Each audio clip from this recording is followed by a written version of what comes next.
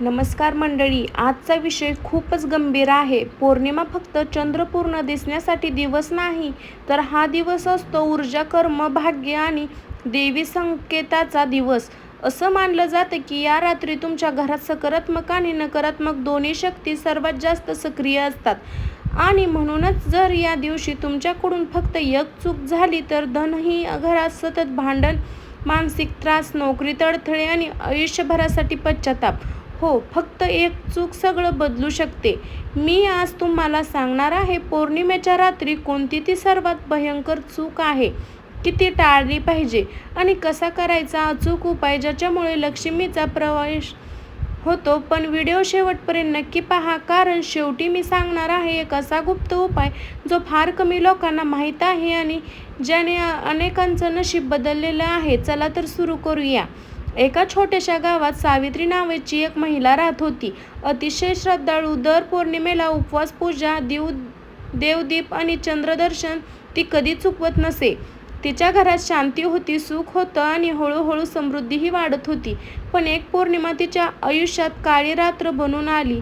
त्या दिवशी ती नेहमीप्रमाणे पूजा करू झाली, दिवा लावला, चंद्राला अर्घ्य दिलं, मंत्र केलं. पण रात्री उशीर तिला अचानक एक अस्वच्छ दिसलं.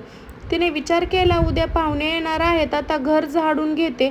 आणि तिने झाडू घेताना घर साफ केलं, कचरा बाहेर टाकला. तेवढ्यात तिची आजी घाबरून म्हणाली, अगं थांब, पौर्णिमेच्या रात्री घर झाडायचं नसतं. पण उशीर झाला होता. सावित्रीने हसत उत्तर दिलं, अगं आजी, या छोट्या गोष्टींना काय फरक पडतो? पण पुढचे काही दिवस तुमच्यासाठी भयंकर ठरले. पतीच्या व्यवसायात तोटा झाला, मुलगा अचानक आजारी पडला, घरात सतत तणाव वाढला, पैसे येणे बंद झालं आणि जिथे आनंद होता तिथे भीतीत सावट पसरलं. सावित्री पूर्णपणे तुटून गेली. तिने गावातील एक वृद्ध पुजाऱ्याला विचारलं, माझ्याकडून अशी कोणती चूक झाली? ते शांतपणे म्हणाले, पौर्णिमेच्या रात्री लक्ष्मीचा प्रवेश असतो आणि त्यावेळी घर झाडणं म्हणजे स्वतःच्या हाताने समृद्धी बाहेर फेकणं. हे ऐकताच सावित्रीच्या डोळ्यात पाणी आलं, कारण तिची एक चूक समजली होती. मंडळी, ही फक्त कथा नाही. आजही हजारो लोक अशा चुका करतात आणि मग म्हणतात नशीब साथ देत नाही. पण खरं कारण कधी कधी आपल्यालाच हाताने झालेलं असतं मोठी चूक. आता पुढे जाणून घेऊया पौर्णिमेच्या दिवशी अजून कोणत्या 3 मोठ्या चुका करू नाही, नाहीतर आयुष्यभर पश्चाताप होतो. तर मंडळी, खरं का पौर्णिमेच्या रात्री इतकी शक्ती असते? या आपल्या पूर्वजांनी या दिवसाला इतकं महत्त्व दिलं, हे फक्त अंधश्रद्धा आहे की यामागे खरं काही गूढ सत्य दडलं आहे?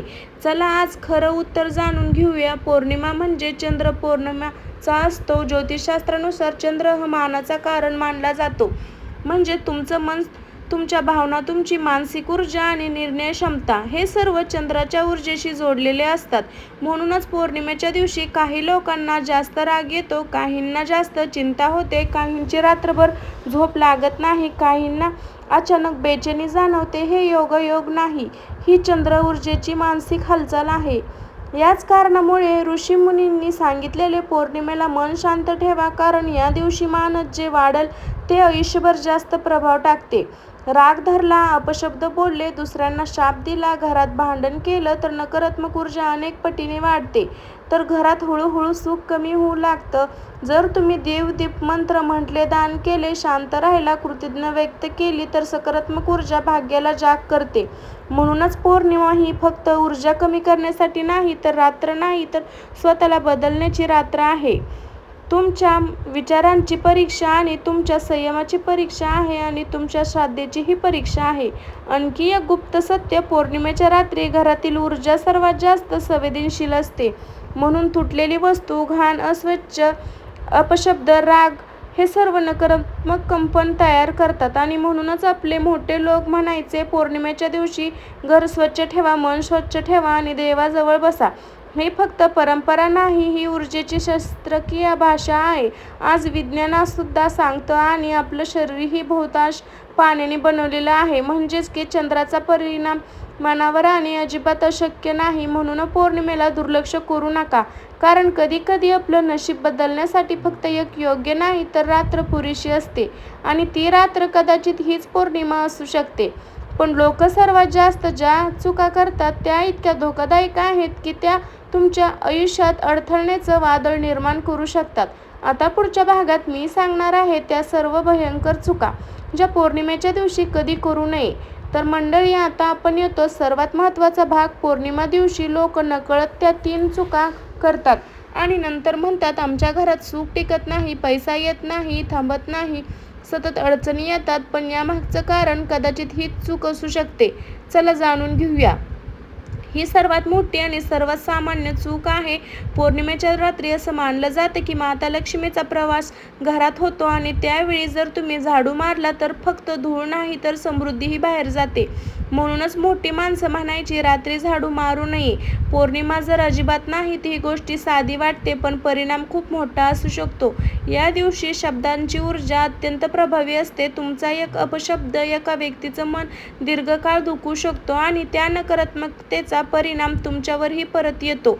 आई वडिलांना उलट उत्तर देणे, पती-पतीचे भांडण, शाप देणे, वाईट बोलणे हे सर्व या दिवशी खूप घातक मानलं जातं. कारण पौर्णिमेच्या दिवशी विचारलेले शब्द ऊर्जेच्या रूपांतरात विश्वास नोंदले जातात. हो, ही सुद्धा एक मोठी चूक आहे. पौर्णिमा म्हणजे पूर्ण चंद्र आणि पूर्ण चंद्राकडे शांत मानणे पाहणे फक्त धार्मिक नाही तर मानसिक शक्तीचं साधन आहे. चंद्रदर्शनमुळे मन स्थिर होतं, चिंता कमी होते, भावना संतुलित होतात आणि आत्मिक शांतता मिळते. आज अनेक लोक मोबाईलमध्ये व्यस्त राहतात आणि आकाशाकडे पाहायला की वेळ काढत नाही. ही चूक हळूहळू मन बेचैन करत जाते. श्रद्धेशिवाय पूजा ही चूक सगळ्यात भयंकर आहे. अगरबत्ती लावली, दिवा लावला, मंत्र म्हटले म्हणजे पूजा पूर्ण झाली नाही. जर मनात श्रद्धा नाही तर पूजा फक्त सवय बनते, ऊर्जा जागृत होत नाही. देवाला फुल, नैवेद्य, वस्तू यापेक्षा जास्त महत्त्वाचं आहे की माहिती आहे तुमची भावना, तुमची निष्ठा, तुमची प्रामाणिकपणा. म्हणूनच कमी करा पण मनापासून करा. कारण देवाला दिखावा नाही, फक्त हवी आहे भक्ती.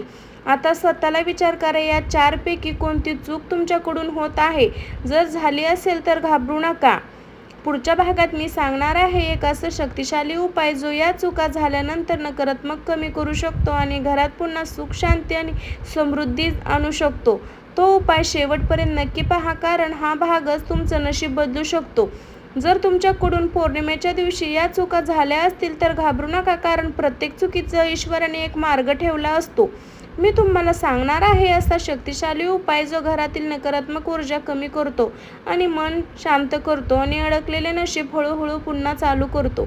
हा उपाय खूप सोपा आहे पण श्रद्धेने केला तर परिणाम खूप मोठा असतो.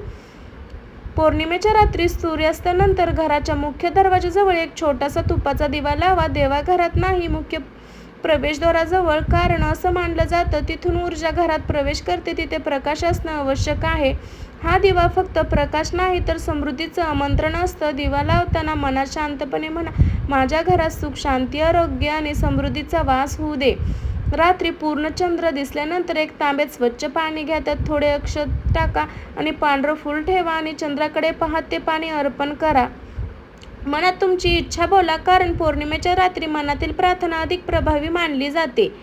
सोमवारी 11 वेळा पण पूर्ण श्रद्धेने ओम सोम सोमाय नमः हा मंत्र चंद्राशी संबंधित आहे. तो मानसिक तणाव कमी करतो, मन स्थिर करतो आणि भावनिक असंतुलित कमी करतो.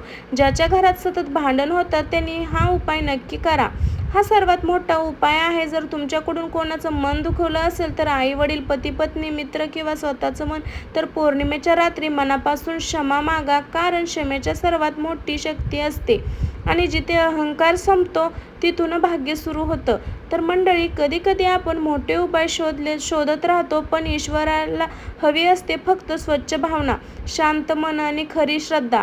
पौर्णिमा ही एक फक्त चंद्राची रात्र नाही तर स्वतःला पुन्हा नव्याने घडवण्याची रात्र आहे.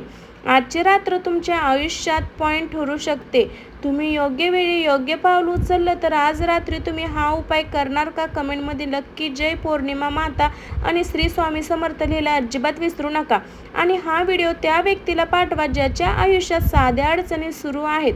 कदाचित हा व्हिडिओ त्यांच्या नशिबाचा नवा दरवाजा उघडू शकेल. पौर्णिमाची रात्रीची एक चूक केली ही उद्ध्वस्त होऊ शकतं. ह्याचे उपाय मी व्हिडिओद्वारे दिले आहेत आणि डिस्क्रिप्शनमध्ये पण माहिती दिलेली आहे. तर तुम्ही नक्की व्हिडिओ पहा आणि फॉलो करा. शेवटपर्यंत नक्की पाहिल्याबद्दल तुमचं सर्वांचं मनापासून धन्यवाद मानत आहे. आणि स्वामी भक्ती शक्ती चॅनलला असा सपोर्ट करा आणि सबस्क्राईब करून बेल आयकॉन दाबायला अजिबात विसरू नका. सर्वांना श्री स्वामी समर्थ.